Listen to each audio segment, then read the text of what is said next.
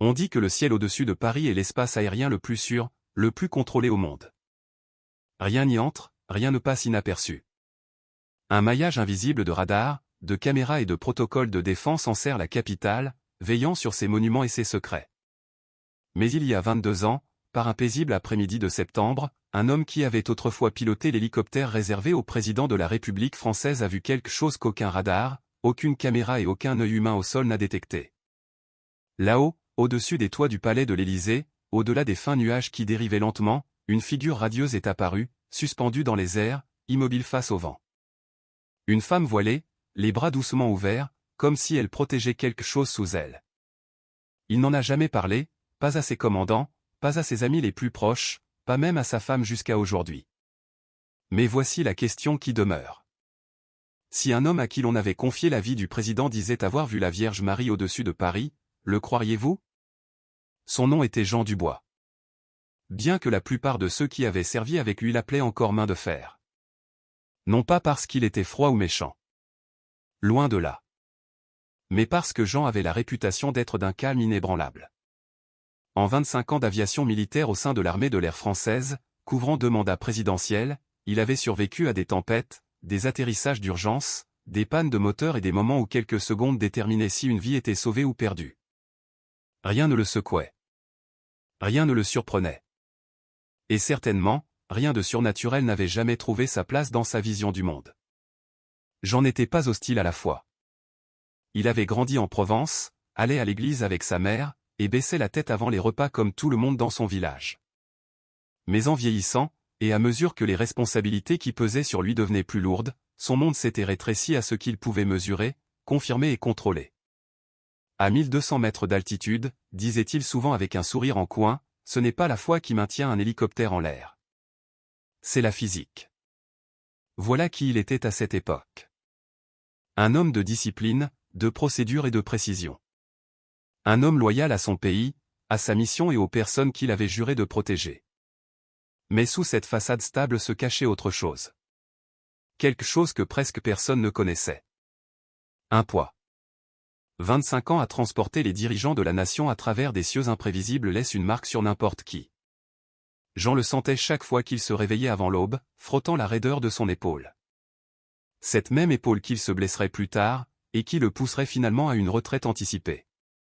Quand il a finalement quitté le service et s'est installé dans une vie tranquille dans sa maison de campagne en Touraine, à tondre sa pelouse, réparer son portillon grinçant, et observer les oiseaux sur la balustrade de sa terrasse, il pensait avoir laissé les turbulences derrière lui pour toujours. Mais certains souvenirs ne s'adoucissent pas avec le temps. Certaines questions ne disparaissent pas simplement parce que l'uniforme est rangé. Et un souvenir en particulier ne cessait de lui revenir. Un moment suspendu dans le ciel, figé dans son esprit comme s'il s'était produit la veille. À l'époque, il s'était dit que c'était une illusion, un jeu de lumière, le stress, la fatigue, n'importe quoi sauf ce que son cœur murmurait quand il y pensait trop longtemps. Car Jean Dubois, l'homme pratique, discipliné, main de fer, avait vu quelque chose au-dessus de Paris qui défiait tout ce en quoi il croyait. Et ce jour-là, le ciel ne s'est pas comporté comme le ciel devrait le faire. C'est arrivé un jour qui aurait dû être oubliable. Une de ces patrouilles de sécurité de routine au-dessus de Paris que Jean avait effectuées des centaines de fois. Fin septembre, ciel clair, une humidité assez basse pour que l'horizon paraisse net, presque peint. Un léger vent de travers venant de la Seine, rien d'inhabituel. Jean était assigné à voler avec le lieutenant Léo Moreau, un jeune copilote qui avait à peine 3 ans de service dans l'unité. Léo était vif, respectueux et portait encore cette fierté aux yeux écarquillés de faire partie de l'équipe d'élite qui gardait l'espace aérien présidentiel. Alors qu'ils approchaient de la salle de briefing ce matin-là, Léo donna un petit coup de coude à Jean et chuchota « Vous pensez que la journée sera calme, mon commandant ?» Jean eut un sourire en coin. Si on a de la chance, la seule animation sera une volée de pigeons qui essaiera de nous chercher des noises. Tout le monde rit. C'était censé être une simple patrouille. Vérifier qu'il n'y avait aucun aéronef non autorisé. Contrôler les conditions météorologiques. Signaler toute anomalie. L'espace aérien parisien était plus verrouillé que celui de n'importe quelle autre ville au monde. En vérité, 99% de ces vols se terminaient par de la paperasse et un café éventé. Leur hélicoptère décolla en douceur de la base aérienne d'Orléans-Brissy, les pales fendant la lumière du matin. Ils prirent de l'altitude au-dessus de la Seine, qui se reflétait comme une plaque de verre sous eux. D'en haut, Paris semblait sereine, les monuments brillant d'un blanc éclatant, la circulation avançant poliment, le dôme des Invalides scintillant comme une pièce d'or polie. Léo s'occupait des communications radio pendant que Jean gardait les yeux rivés sur le ciel. Habitude, discipline, mémoire musculaire. À 900 mètres, Léo annonça « Tout est clair sur le radar ». Jean hocha la tête.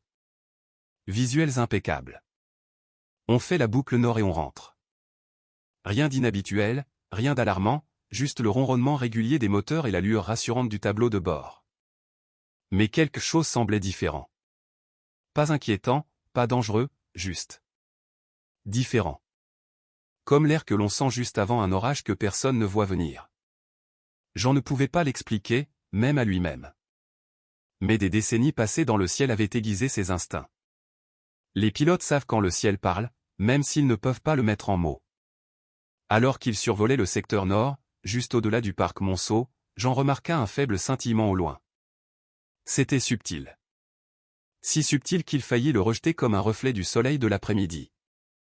Mais le scintillement ne bougeait pas comme la lumière du soleil. Il plissa les yeux, tourna légèrement pour vérifier l'angle. Toujours là. « Léo, tu vois ça ?»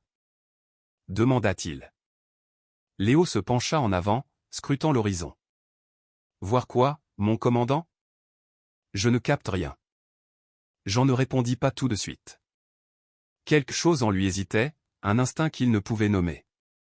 Il stabilisa l'hélicoptère, les yeux fixés sur le point scintillant qui se formait au-dessus de l'espace aérien. Personne n'était censé y entrer.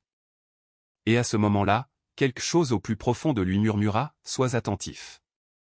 Au début, Jean essaya de l'expliquer comme n'importe quel pilote entraîné l'aurait fait. Peut-être la lumière du soleil se reflétant sur une fenêtre en contrebas. Peut-être un ballon météorologique dérivant trop haut.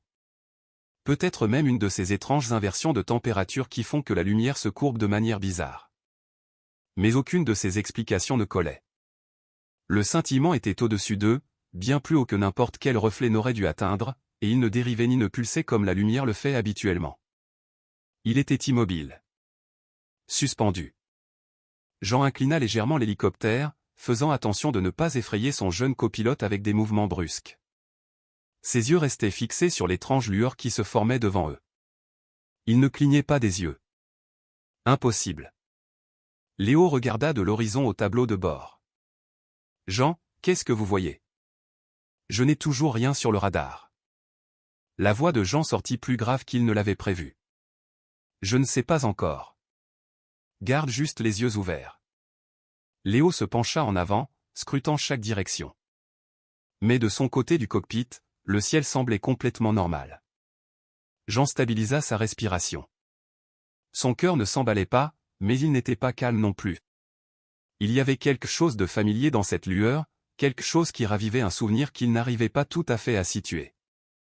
L'hélicoptère vrombissait régulièrement alors qu'ils approchaient de l'espace aérien restreint directement au nord du palais de l'Élysée. De cette altitude, Jean pouvait voir la ligne courbe du toit, les drapeaux, la pierre blanche brillant sous le soleil de l'après-midi. Et c'est là que le scintillement changea. Il se resserra, presque comme une lentille qui fait la mise au point. Les bords devinrent plus nets. La lumière se condensa, s'intensifiant sans blesser les yeux de Jean. Elle forma des contours, une silhouette. Jean sentit les poils de sa nuque se hérisser. Il se dit de ne pas réagir. L'entraînement était ancré en lui. Observer, confirmer, rapporter. Mais quelque chose dans ce moment n'était pas destiné à la radio. Quelque chose lui disait que ce qu'il voyait, quoi que ce soit, n'appartenait pas au protocole de l'espace aérien ou aux procédures militaires. Léo jeta un nouveau coup d'œil. Toujours rien de mon côté. Jean ne répondit pas. Les mots semblaient impossibles. La silhouette était plus claire maintenant, en forme de personne, élancée, drapée, flottant là où rien ne devrait flotter. Une douce lueur dessinait ce qui ressemblait à un voile, ou peut-être un manteau qui bougeait, bien qu'il n'y ait pas de vent assez fort pour déplacer quoi que ce soit à cette hauteur. La poitrine de Jean se serra, non pas de peur, mais d'une étrange et profonde émotion qu'il n'avait pas ressentie depuis qu'il était enfant, agenouillé à côté de sa mère à l'église. Il se pencha en avant, murmurant à peine pour lui-même, « Non, ça ne peut pas être. » Mais plus il se rapprochait, plus la forme devenait claire. Une femme, la tête inclinée, les bras ouverts, doucement étendus vers la ville sous elle.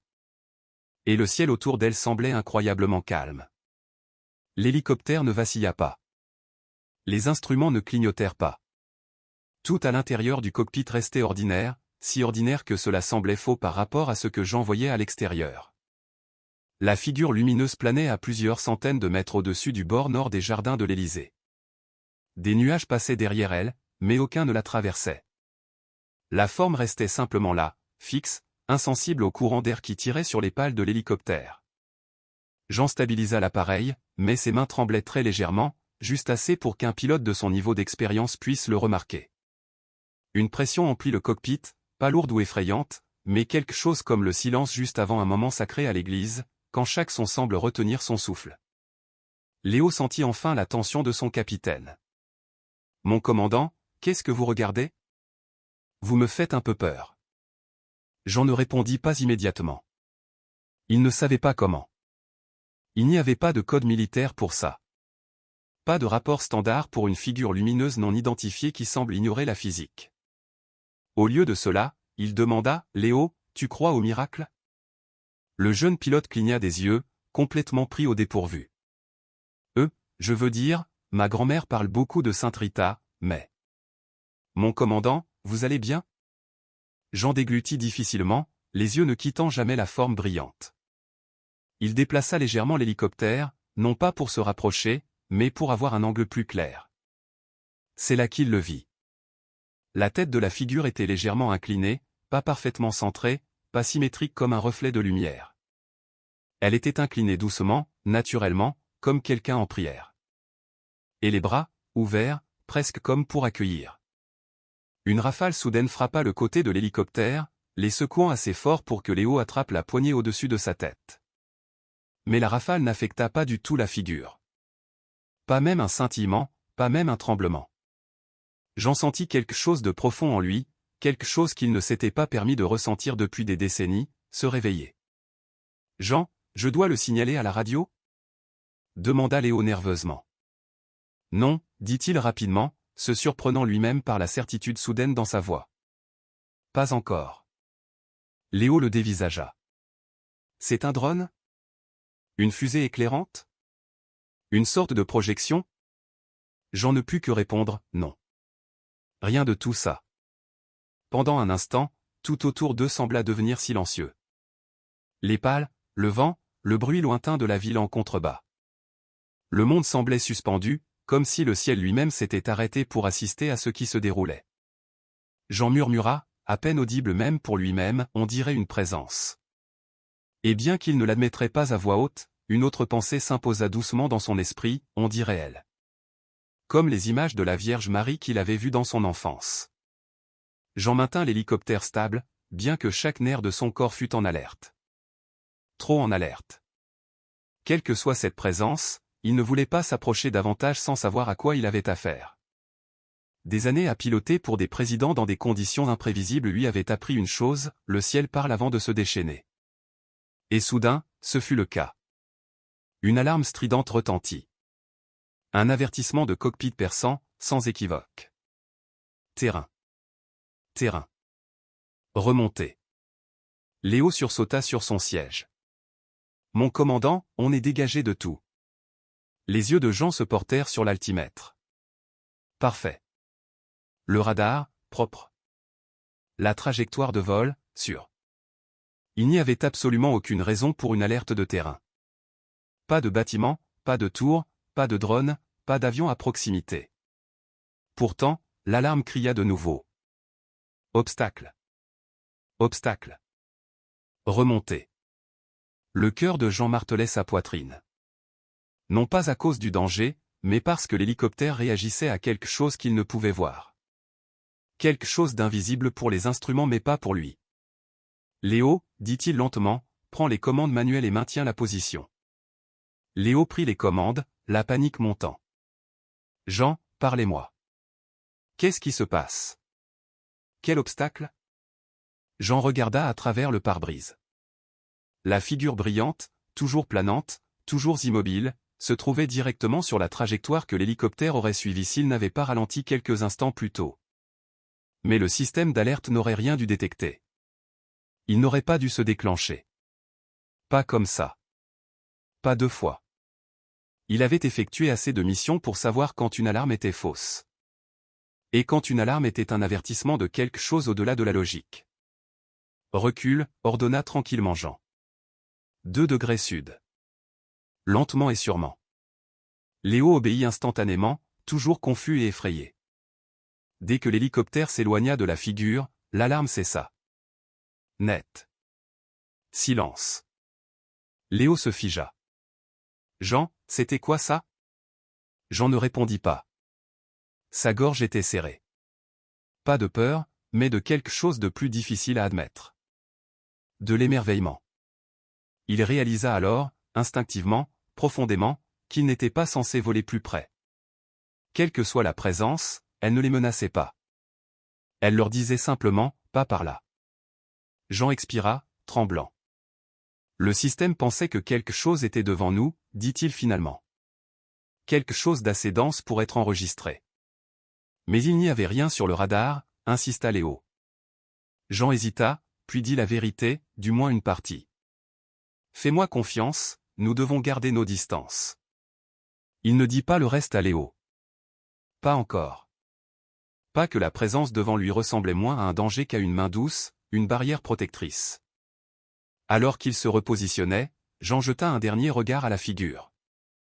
Et pour la première fois, il remarqua quelque chose de nouveau, de subtil mais clair. La lumière changeait, s'adoucissant, comme pour reconnaître son obéissance. Pendant plusieurs longues secondes, la figure brillante resta suspendue dans le ciel, totalement immobile, presque paisible. La lumière autour d'elle chatoyait comme le doux soleil du matin sur l'eau, douce et calme. Jean n'osait pas détourner le regard. Il sentait que s'il clignait des yeux ne serait-ce qu'une fois, le moment pourrait se briser et disparaître à jamais. Léo, tenant toujours les commandes, murmura, « Jean, vous voulez que j'enregistre ça?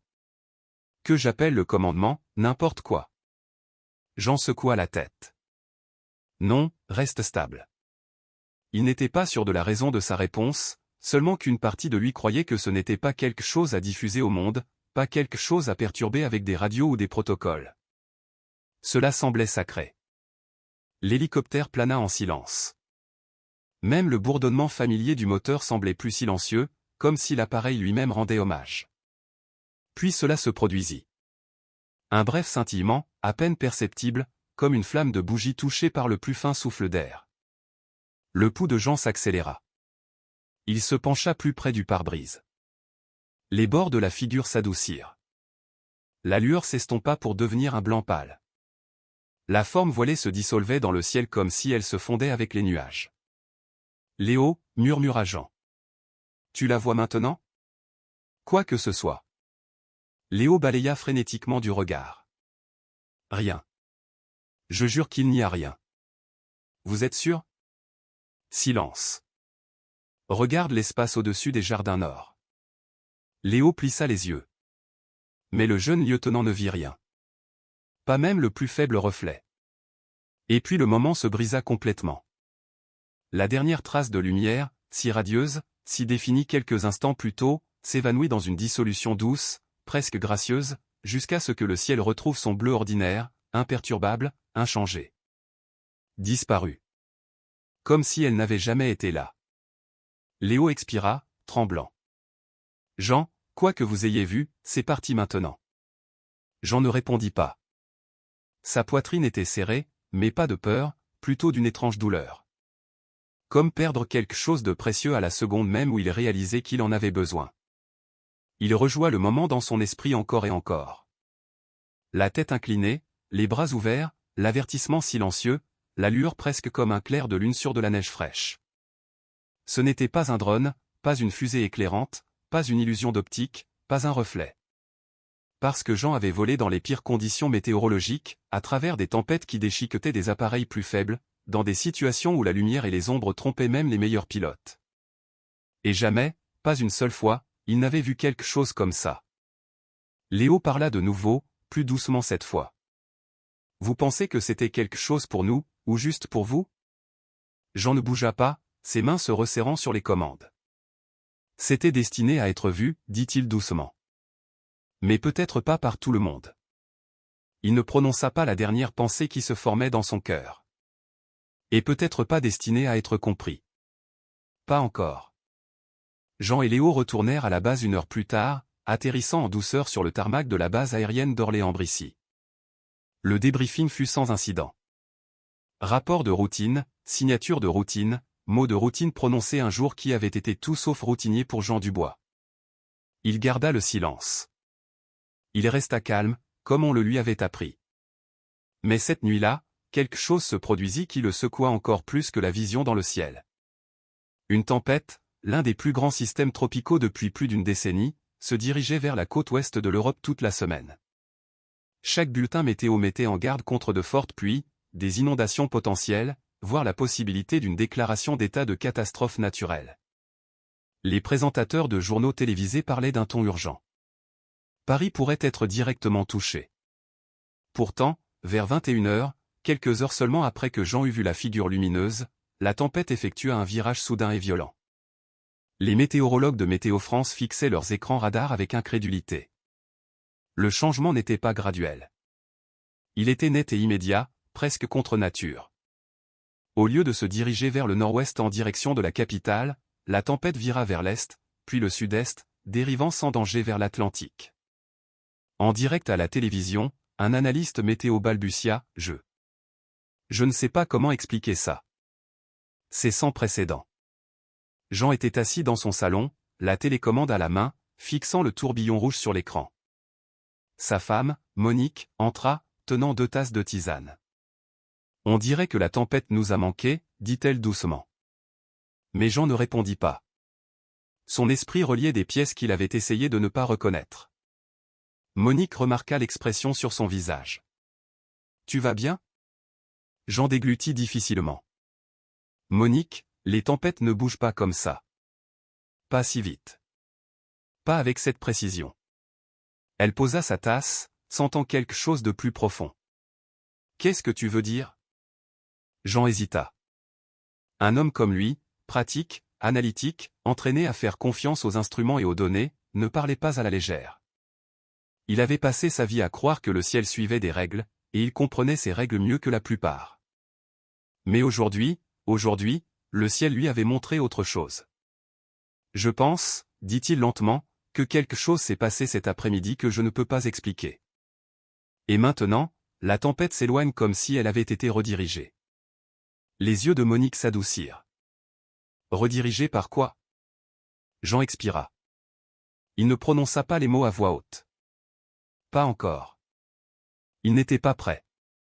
Mais au fond de sa poitrine, la vérité se frayait un chemin, doucement, avec insistance, par quelqu'un.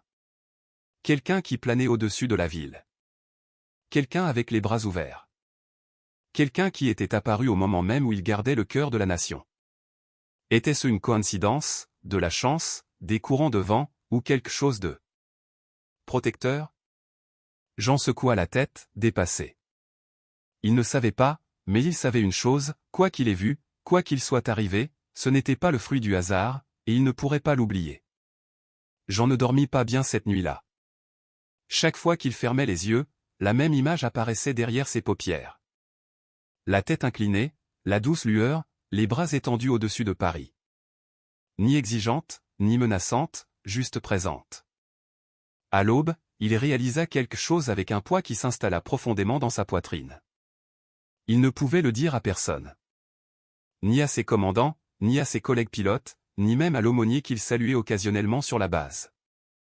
Comment le pourrait-il? Un pilote de l'hélicoptère présidentiel disant avoir vu une figure lumineuse en forme de Vierge Marie planant au-dessus d'un espace aérien restreint. Il savait exactement comment cela sonnerait. Sa carrière pourrait être remise en question. Sa santé mentale évaluée. Sa réputation, bâtie sur des décennies, réduite à des chuchotements derrière des portes closes. Alors il enferma le souvenir, l'enterra sous des couches de devoir, de discipline et du silence attendu des hommes qui effectuent des missions dont le public n'entend jamais parler. Et pendant des années, la vie continua. Il assista à des cérémonies de départ à la retraite, serra la main de nouvelles recrues, regarda la génération suivante prendre les commandes. Il essaya d'être le civil ordinaire qu'il pensait vouloir être, tondre la pelouse, réparer la boîte aux lettres, siroter son café en lisant le journal du matin. Mais le souvenir était toujours là, comme une enveloppe scellée rangée dans un coin de son esprit, intacte, non ouverte, mais impossible à jeter. Parfois, en passant près de la basilique du Sacré-Cœur à Montmartre lors de rares visites à Paris, il sentait quelque chose le tirailler, une étrange chaleur, une question à laquelle il ne se permettait pas de répondre. D'autres nuits, en entendant les nouvelles de tensions croissantes à l'étranger ou du chaos politique à la télévision, il se souvenait de la tempête qui avait changé de cap. Des kilomètres et des kilomètres, en quelques minutes, comme guidé par une main invisible. 22 ans. 22 ans de silence. Il n'a jamais dit à Léo Moreau ce qu'il avait vu ce jour-là. Le jeune lieutenant quitta l'unité 2 ans plus tard pour poursuivre une carrière dans l'aviation civile. Jean lui envoya une lettre de félicitations, mais n'ajouta rien d'autre. Aucun indice, aucune piste, aucune confession. Pour tous les autres, Jean Dubois vivait comme un homme sans fantôme et sans miracle. Mais Monique savait. Elle ne connaissait pas l'histoire. Pas encore. Mais elle sentait le poids. Les épouses voient souvent ce que les maris pensent bien cacher. Parfois, elle le surprenait à regarder le ciel plus longtemps que la plupart des gens. Parfois, elle le trouvait attardé sur de vieux écussons de mission, les touchant avec une révérence silencieuse. Parfois, lorsqu'une cloche d'église sonnait au loin, elle remarquait qu'il s'arrêtait, comme s'il écoutait quelque chose de plus. Mais Jean ne disait rien. Pas jusqu'au jour où quelque chose d'inattendu le secoua de nouveau. Pas avant 2023, 22 ans après le vol, lorsqu'une simple phrase prononcée par un prêtre qu'il n'avait jamais rencontré fit enfin éclater le souvenir scellé en lui. Le moment arriva par une fraîche matinée d'octobre en 2023. Jean avait été invité à une cérémonie du souvenir pour les anciens combattants dans une petite paroisse d'un village en Normandie. Il n'y était allé que parce qu'un vieil ami avait insisté. Une de ces réunions où les hommes qui avaient autrefois porté le poids du monde sur leurs épaules marchaient maintenant avec des cannes et échangeaient des histoires de petits-enfants. Jean ne s'attendait à rien d'inhabituel. Il ne se considérait même plus comme particulièrement religieux. Il venait pour la camaraderie, le café et le réconfort des visages familiers. Le prêtre invité de la paroisse, le père Michel, s'avança pour parler. Il avait l'air doux, avec des cheveux d'argent et une voix qui portait comme une lumière chaude. Il commença par honorer les anciens combattants, ceux qui avaient défendu la nation de manière que la plupart des civils ne connaîtraient jamais. Puis il dit quelque chose qui arrêta le cœur de Jean. Il y a des moments dans la vie d'un soldat ou d'un pilote, dit le père Michel, où Dieu envoie une protection que nous ne pouvons expliquer. Et parfois, il envoie la mère de son fils, Notre-Dame, pour protéger non seulement une personne, mais une nation entière. Le souffle de Jean se coupa. La pièce sembla basculer légèrement, bien que personne d'autre ne réagisse. Le prêtre continua, plus doucement maintenant. Tous les miracles ne sont pas destinés à être vus par les foules. Certains ne sont montrés qu'à ceux que Dieu choisit, parce que seuls leurs yeux sont préparés à voir. Et beaucoup portent ces miracles en silence pendant des années, voire des décennies, incertains si quelqu'un les croirait. Les doigts de Jean se resserrèrent autour d'une image pieuse qu'il tenait distraitement. Il sentit son pouls dans sa gorge. La pièce s'estompa.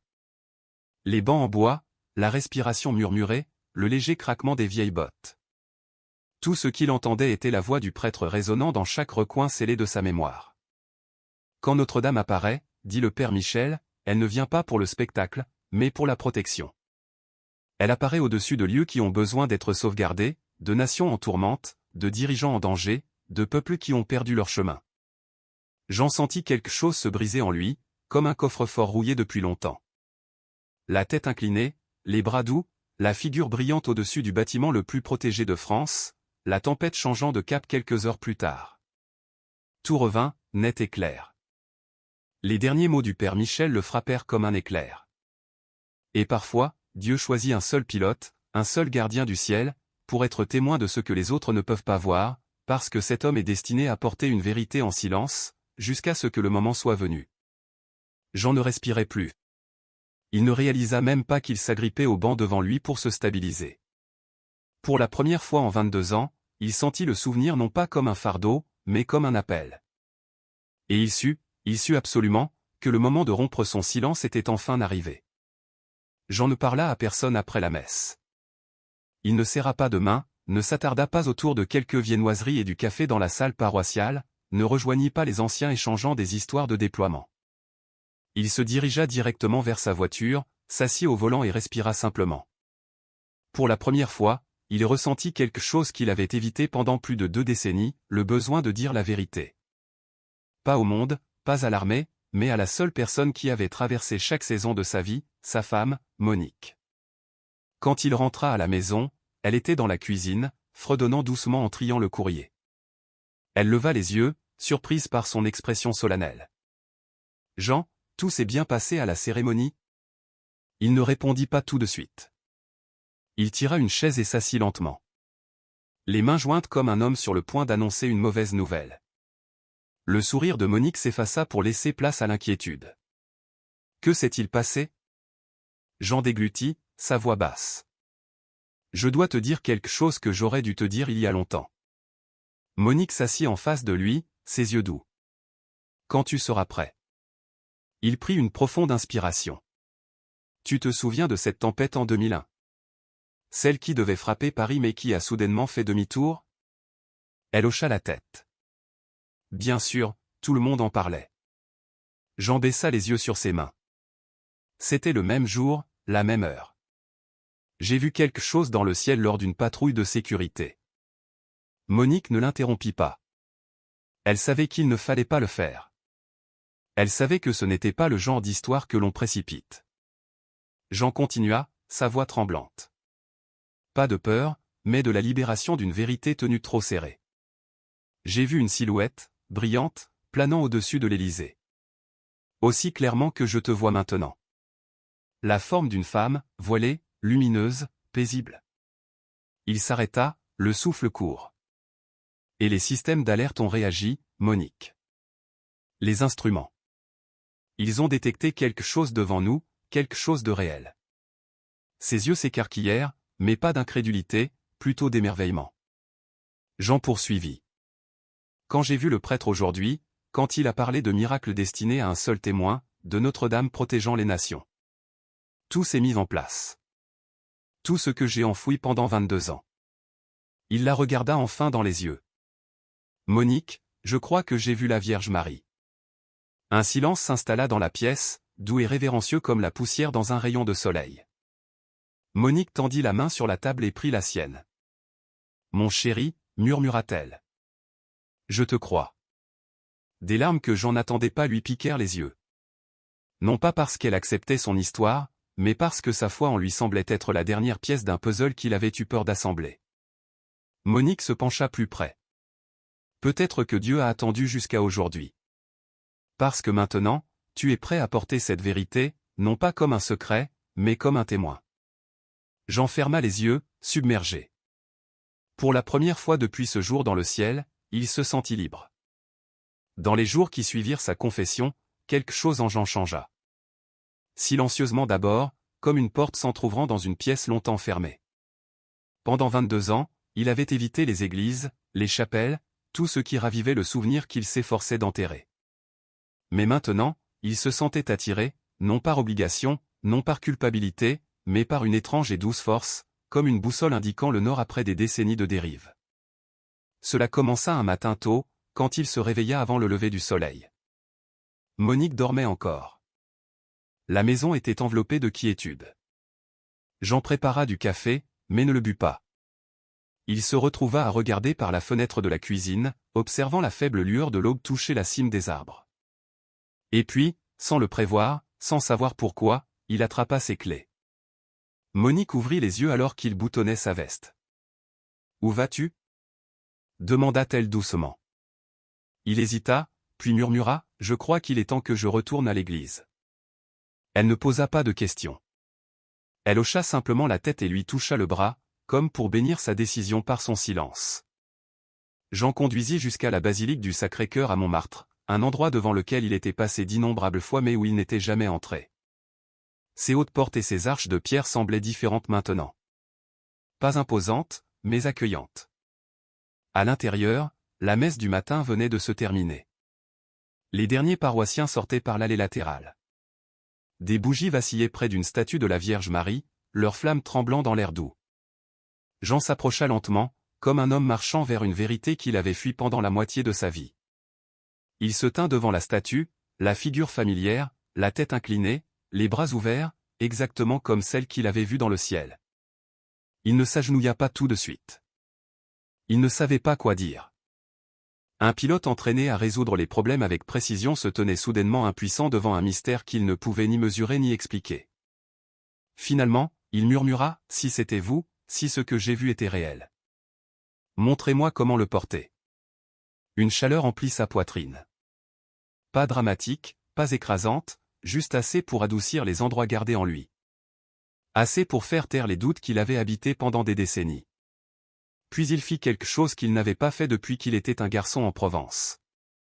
Il alluma un cierge, le plaça aux pieds de Marie et laissa sa tête s'incliner. Non par devoir, mais par abandon. Jean n'entendit pas de voix. Il ne vit pas d'autre vision. Mais quelque chose s'installa en lui. Paisible, stable, indéniablement réel. Pour la première fois depuis qu'il avait quitté le cockpit toutes ces années auparavant, il se sentit guidé. Et il sut qu'il ne portait plus le souvenir seul.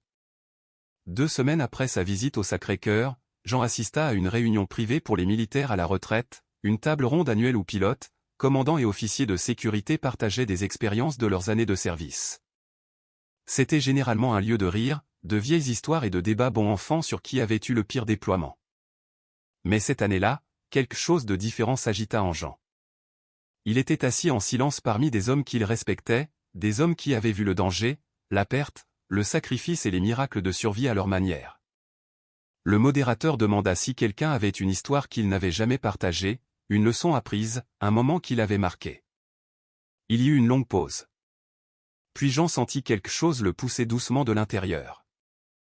Un murmure du souvenir qu'il avait porté pendant 22 ans. Il s'éclaircit la gorge. « J'ai quelque chose, dit-il doucement. » La pièce devint silencieuse. Jean Dubois ne parlait que si ces mots comptaient. Il commença lentement, sa voix stable, comme un homme traversant un pont qu'il avait autrefois craint de voir s'effondrer sous ses pieds. Il y a eu un jour, en 2001, dit-il, lors d'une patrouille de routine au-dessus de Paris. Le jour où une tempête a changé de cap de manière inattendue. Plusieurs têtes hochèrent. Il se souvenait de cette tempête. Il se souvenait à quel point elle avait été étrange. Jean continua. J'ai vu quelque chose dans le ciel que je n'ai jamais pu expliquer. Quelque chose que je n'ai pas signalé parce que je ne pensais pas que quiconque me croirait. Quelques hommes se penchèrent en avant. Jean parlait rarement de ses missions. Il prit une inspiration. C'était une silhouette, une figure brillante et lumineuse d'une femme, voilée, les bras ouverts comme si elle protégeait la ville sous elle.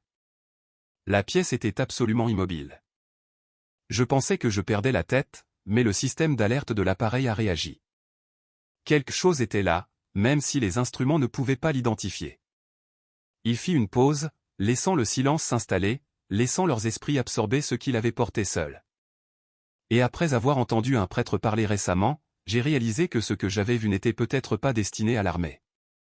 Ce n'était pas une menace. Ce n'était pas un ennemi. C'était quelque chose de saint, de protecteur. Un des officiers à la retraite murmura, à peine audible, la Vierge Marie. Jean hocha la tête. Je crois, dit-il doucement, que Notre-Dame est apparue au-dessus de Paris ce jour-là, et je crois qu'elle veillait sur cette nation. Personne ne rit. Personne ne le rejeta.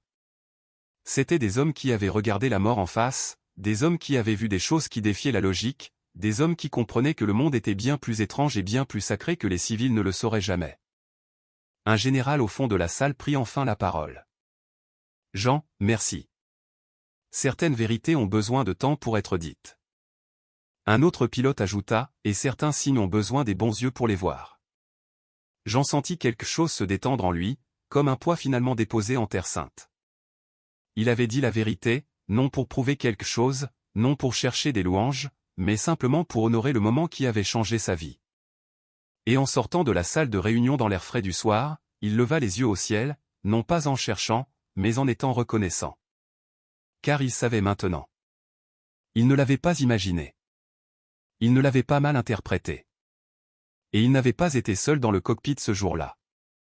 Quelqu'un veillait sur la France. Quelqu'un qui veille encore.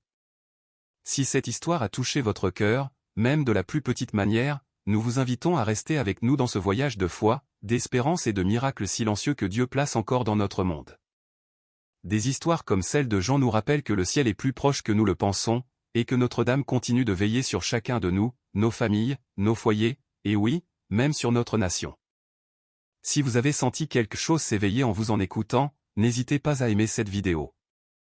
Cela aide ces histoires à atteindre plus de personnes qui pourraient avoir désespérément besoin de se rappeler qu'elles ne sont pas seules. Et si vous souhaitez entendre d'autres histoires vraies et émouvantes de grâce, de protection et de miracles des temps modernes, n'oubliez pas de vous abonner à Touché par la grâce. Votre présence ici signifie plus que vous ne le pensez. Que la paix de Dieu et la douce protection de la Vierge Marie soient avec vous ce soir et toujours.